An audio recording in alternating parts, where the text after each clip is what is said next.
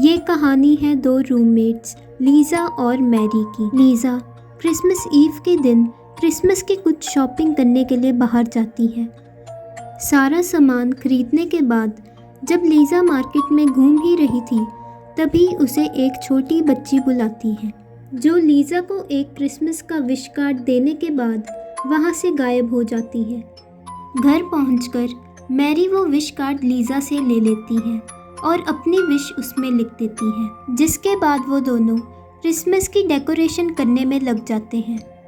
और सारा काम करने के बाद जब वो दोनों एक दूसरे से बातें कर ही रहे थे तभी लीज़ा को याद आता है कि कुछ सामान तो वो दुकान पर ही भूल गई, जिसे लेने के लिए वो वापस वहाँ जाती है। दुकान पर पहुंचकर लीज़ा को उसी लड़की का फ़ोटो फ्रेम दिखाई देता है जिसने उसे विश कार्ड दिया था।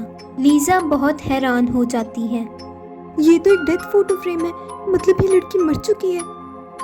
तभी शॉप का ओनर लीज़ा को बताता है कि वो उसी की बेटी लिंडा है और बताता है कि पिछले साल इसी दिन लिंडा ने भी अपनी विश उसी विश कार्ड पर लिखी थी। लिंडा अपनी विश क्रिसमस पर पूरी होने का बेसब्री से इंतज़ार कर रही थी, पर लिंडा की विश पूरी होने से पहले ही लिंडा की कार एक्सीडेंट में मौत हो जाती है और लिंडा की विश अधूरी ही रह जाती है, जिसके बाद से वो विश कार्ड कर्स्ड हो जाता है।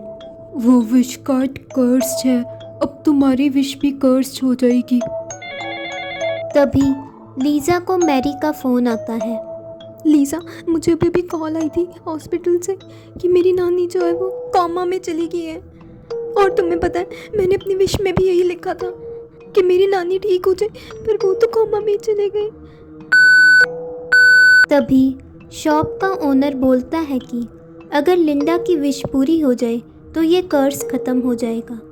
पर हमें लिंडा की विश पता कैसे लगेगी? लिंडा रोज़ एक डायरी लिखती थी, शायद उसके अंदर उसने अपनी विश लिखी हो। लिंडा की डायरी पढ़ने के बाद उन्हें पता लगता है कि उसकी आखिरी विश एक म्यूज़िक बॉक्स था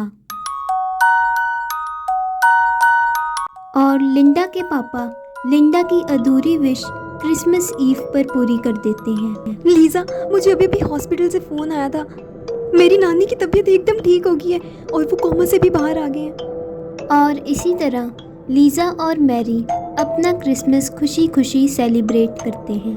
और अंधेरी रात की तरफ से आप सभी को भी मैरी क्रिसमस।